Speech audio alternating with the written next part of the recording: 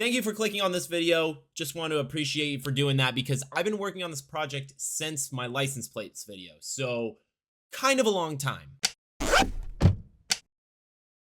Also, quick design shout out. Simultaneously while working on this project and the license plate project, Ryan and I just launched our podcast. So if you want to check out self-improvement styled comedy with advice, link will be in the description. Now, to simplify this whole World Cup project, there's going to be primarily 3 separate sections. I mean, you're going to see all the chapters on the bottom, but what I wanted to design for this project was redesign the current 2026 World Cup logo, the ball, and accessories slash extras and posters. Those are the main 3 categories we're going to stick with. Starting with the logo, this is the actual World Cup 2026 logo, and not a lot of people were that much of a fan of it. When I mean not a lot of people, I mean once this was announced, I only saw people complaining about how shit the design looked online. But obviously the first problem that everyone seemed to have is it was way too simple. It was a photo slapped on an ambiguous version of numbers, 26. And then the numbers weren't even colorful or anything. It was just a black background and that was it. Minimalistic, and people just didn't like it. Also, it was very much different to the previous World Cup logos we've had for at least the last 3 or 4 tournaments. They kind of follow a bit of a pattern. If you look at the last World Cup logos pretty much over the last 20 years, each World Cup logo is basically the same, where it's just a different aesthetic based on the host country, and they take that aesthetic or design or whatever, and they make up the trophy as the main logo. So with this pattern, it's going to result in creating sort of a set of expectations for people to have about whenever a new World Cup comes out. People are going to want each World Cup to kind of look like the last logo. So 2022 looked like 2018, which looked like 2014, which didn't really look like 2010, but looked like 2002. Again, this is the main reason why I think everyone hates this logo, because it's just not like anything we've had recently over the last 20 years. Compared to when the World Cup first started in 1930, all those logos were all over the place. Now, if you're a graphic designer, I would recommend to start by doing a logo design like this. You don't even have to be a designer to do this. But if you're completely lost, something I learned from a teacher in college was start with your artboard completely blank and just throw on 16 versions of the name without any marks, just the name, but have that all laid out and then literally just pick 16 different fonts. This is super tedious and it sucks. I one time had to make 4 artboards, but it is actually really helpful. And after playing around with all this type, I got down to this one. Now for the actual logo mark, I had a lot of ideas, a lot that didn't work. First idea, I tried splitting the ball and the bottom part of the trophy into thirds, so then each portion could be designated to each country because there's 3, but it all looked weird. Second idea, I tried to have the star kind of be the negative space of the top of the ball of the trophy and put that on top, but it kind of just ended up looking like Pixar's bouncy ball thing, so that was out the window. Third idea, I tried incorporating a certain icon of each country and putting that behind basically the negative space of the trophy being white. Again, too complicated, didn't work. Fourth idea, I tried doing a little throwback to 1970s World Cup in Mexico and the 1968 Olympics in Mexico as well. Which, by the way, if you're a graphic designer, apparently that's your favorite design campaign of all time. And both those campaigns were pretty much all line focused. So I thought I could try and incorporate that into my own version with the slanted lines making up the trophy. It didn't end up working. However, it gave me a better idea of how I could connect all the countries together. Now, over the course of trying these ideas, I still was trying to think, how could I get each country to be more, dare I say it, united? Because right now everything kind of just felt more all over the place, and it wasn't the whole premise of it being united. That was just not there. So from trying to get a more united feel and looking at the lines from the trophy that I just made, I thought it would be a cool idea to have the trophy be made up, but of a ribbon folding pattern. Basically, the ribbon would be laid out weaving the shape of the trophy, so then each country is integrated together, being united. So that's exactly what I did.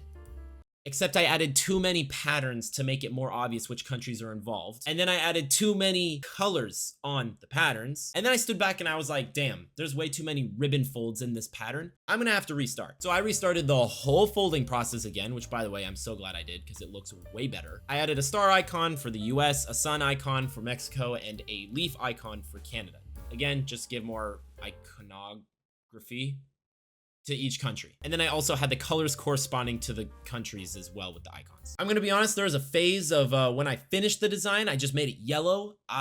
Yeah, don't know why. I think it's because there were so many colors involved that I just didn't know what color would work. And yellow is the color of the trophy. But I quickly got out of that phase, added a stroke that was the same gradient of the colors in the trophy, darkened and lightened certain areas on the trophy so the trophy didn't feel so flat with just blue, red, and green. And that's pretty much how the logo mark came to be. Now, the only problem is I have the type and the logo mark. I did not know how to combine them together because I ended up making 3 separate versions of the logo. I don't know which one's the best. I'm gonna be honest. I had 3 variations where 2 were kind of like the safe option where like they looked like previous logos in the World Cup, like 2014, 2018, 2022. The trophy's made up, the FIFA text is there, the year's next to it, and it's like done deal. But the last option I think looked the coolest because it was the most different, but also if it's the most different, people are not gonna be as used to it, so they're not gonna like it. After 3 weeks of sitting on this, yeah, I decided to go with the third option because it is more similar to the current one, so it's not too far off. And at that point, the logo was done. Moving on to the ball design. Holy shit, however long you think this is gonna take, double it. When originally thinking of ways for how I could make the ball design, my original idea was just get a Photoshop mock-up, make a little idea similar to the logo, slap it on. However, trying to find a soccer ball mock-up online, there's only 2. So I found this website called Pro Visual, which not even sponsored. They actually are kind of the GOAT. It's just a 3D modeling website where you can throw your mock-ups on there. I don't know how good they are for other things, but they did have a soccer ball mock-up, so obviously that was the only thing I could do. And this was cool because then I had like an entire 3D render of what I could design on the ball, plus I could actually record it in motion with like a 360 cam. So I found the mock-up, I now have the ball, I can design, now I just need to see the die cut. Dude, it's a bunch of hexagons. There's no pattern. It's a bunch of random pentagons and hexagons just on paper. So as you can tell, this is a problem because how do I know which hexagons or pentagons are next to other hexagons and pentagons? Also, how do I know which hexagon and pentagons bleed over the design if it goes from one shape to another? How do I make that transition smooth? Also, how do I know which shapes are gonna be reflected and rotated at whichever degree? Yeah, that was all unanswered questions that I had. Basically, if you want to design a white and black soccer ball that's from 1912, yeah, you could do that super easily with this. So I basically had to make my own die cut or die line or just a layout to design the ball on so it could go on the ball. That is why this took so long. First of all, to make everything easier to understand, I labeled each pentagon and hexagon, so 1 through 12 and then 1 through like 20. And then I drew them on paper because I literally could not visualize for the life of me which numbers went next to each other. So I needed to know if like number 10 was next to number 1 or number 6 or whatever for the entire ball. And then I put that in Illustrator to actually have the correct sizing of each shape and then put the numbers correctly in the right group. Now this probably seems like the part where I say I solved the problem. No. I had the shapes labeled, but that whole folded ribbon pattern for the entire trophy logo, you know, the concept, I wanted to make that on the ball where I have a spiraling ball. That way it relates to the concept that we kind of started with the folded ribbon pattern and then also allows me to make a ball similar to the 2007 Premier League ball, which is beautiful when it's spinning correctly on the perfect axis, by the way. Now the problem is, how do I know how each line will curve on each hexagon and connect to each other and be evenly spaced throughout the entire like width of the ball? I tried a lot of things. First try, I grouped up each pentagon with its matching 5 connected hexagons and put them in a group and did that for each pentagon. So I had 12 total with all of the shapes around it. I thought if I designed for one group of 5, I can just copy that design and paste it on all the other ones. Fun fact, this didn't work because the curvature of the ball, there's nothing else to say, it just wouldn't work. Second try, I put the colors that I wanted of the spiral going around the ball just on the top and bottom of each hexagon. So then it would eventually go around. It wouldn't look that straight or curved, but that's a good place to start. Again, that didn't work either because then I just had an entire circle. I didn't have like a spiral, like unwinding pattern. Third try, I then looked up what an unfolded soccer ball looks like. And if you are completely unaware, it's really complicated because of the curvature of the ball. It looks like this, and it does not look like a just standard flat design. So then I made this unfolded pattern, and you're probably thinking, oh, Will, you did it, you solved it. Nope. After overlaying my design on top of this whole die cut thing I made, I realized it got even more complicated because the two places that the spiral started and ended were basically next to each other. So I couldn't just draw a bunch of circles and have it go from left to right. It would have to like overlay a bunch of shit, and it was just way too confusing. So after all of these ideas, I thought, hey, let me just start the spiral pattern around where the logo would be on one of the hexagons on the ball, and then I'll place it on the ball, and if it's correct, I'll figure out how to make it spiral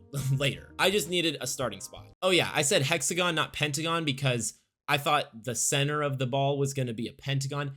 It's a hexagon, so I had to regroup all of the groupings I did beforehand. Again, just adding more time because I have it, I guess. So I made some circles, I spliced them in half and spread them apart so each line was actually evenly spaced. Shape Builder tooled the excess to get off and put it on the center of where I'd put the logo on the ball. And to my surprise, this actually was the most promising factor. I had just the start of where the spiral would go. I was gonna figure it out later, but I at least had somewhere that could start some potential. So the cool thing about this spiral pattern is since it's a spiral, it would start and end the same way. So that means I got to copy the front once I figured this starting point out, and I got to duplicate it to the back. That means I just had to finish in between. Now you're probably thinking, oh, what's the trick? How did you get both the sides to blend in the middle together? How did you find a systematic way to get it mathematically evened up and the whole spiral will go through accordingly? I didn't. I manually tried over and over and over where the lines lined up. There probably was a mathematical way to do this, but I kind of am too dumb to learn that, so it made more sense somehow to just manually go in, move the line, test it out on the model or mock-up, and then if it was too far to the right, I'd move it back over, and I basically did that for every single square by having that laid out. And to get even more of an idea, I actually took sticky notes and traced where the line would go on top of the hexagon outside, so then when I put in Illustrator, I knew where I would actually be coloring or shading a certain area. I'll save you the time, but let's just say there were a lot of variations because this wasn't a live mock-up to like update like Adobe where you save something in Photoshop and it'll update in Premiere. I literally had to export a separate PNG every single time to test. Over 50. I had over 50 different versions, but again, after 50 fucking versions of doing this, we finally got to a place that didn't look that bad. Now that we had the base idea of just, again, manually trial and error, I changed the colors, I added some of the random, like the Adidas logo, the subscribe barcode below the size of the ball, and then the other Adidas logo, the FIFA logo. I put them randomly on the ball because I had no clue where to put them on the ball. And then I also had to name it. And because the World Cup is in North America, where Canada speaks English and French, the US speaks English, and Mexico speaks Spanish, all those languages are Latin based. So I thought it would be cool to name the ball something in Latin. So I literally looked up win and Google Translate to Latin, and it's vincere, which actually sounds really cool. I don't even know if I pronounced that right, but after like 15 to 20 hours, something in that time frame of the ball alone, we have the final ball design or something that's presentable. Holy shit, that took so long. I appreciate if you're still with me because goddamn, yeah, that ball was way harder than I thought. Moving on to the extras, the last category of this video, I basically wanted to make 3 posters because I wanted to like just flush out the entire campaign, make it feel more full, as well with make a scoreline, just because, you know, the scoreline's always in the top left during every game, the whole game, so people kind of see it, and that's what you watch as a viewer the entire time. So I thought it would just be a fun little extra thing to add. So before I even started designing any posters, I looked back at the previous World Cup posters, which, not gonna lie, there wasn't really a lot, but I did fortunately find one from the 2010 South Africa World Cup where the guy's face is like blended into the continent of Africa. That gave me a great idea. So I thought it would be really cool to combine the continent sort of idea, because the World Cup is going to be across the whole continent in 3 countries, and combine that with the motif of this like folded ribbon and put them together, which I did. And I added some really, like, I don't know, hyped up, intense text, put that at the top and the bottom, had a white background, made the country's colors corresponding to like where they were represented in the design. Made it really, again, like ambiguous, but you can kind of still tell it's like a ribbon folded thing. And of course, because I am very indecisive, I made 2 versions where one is kind of like, again, safe option, gets the job done, text in the middle. And the other one is treating the ambiguous country design like the World Cup logo where there is stacked typography behind it. Moving on to the second poster, I thought it would also make sense to include a poster based off the ball or a design of the ball. And ironically, when I was trying to come up with this stupid goddamn design for the ball, I came up with a bunch of 2-dimensional versions. So I took one of those versions and put it as like the main focal point on this poster. Also, a lot of World Cup logos in the past were kind of like just the ball. Like 1970 Mexico was just the ball, 1990 Italy was just the ball, and basically 1998 France was just the ball. So I thought it made sense to have the poster be focused around the ball. So I basically had that as the main concept, added the United 2026 text, gave the dates of when the actual tournament lasts, and then gave the like hype up text in the bottom saying that it's in all 3 countries. Now for the third poster, which is the last thing we're designing in this whole project. So I took a photo of the Estadio Azteca because that's like the actual opening stadium in Mexico where the first game of the World Cup will be played. Added that in the backdrop, then I added like a stamp filter from the filter gallery so it was just not as colorful. Added it to the white background and then made a transparent gradient so it just bled into the background, and then added the logo above that. And that was pretty much it, besides like the hype text about like how many cities, how many countries, how many games, because this is the biggest World Cup in history. Normally there's only 32 teams I think that get let in, and they allowed 48. And now finally we have a fully redesigned basically brand of the World Cup 2026 United. I think the logo turned out beautifully. I'm actually really surprised with my own skill and capabilities. Didn't think it would look that good. The ball was a whole goddamn project in itself because one, I didn't even think I was going to get my idea in my head to be doable. Second of all, I didn't actually think I was gonna figure it out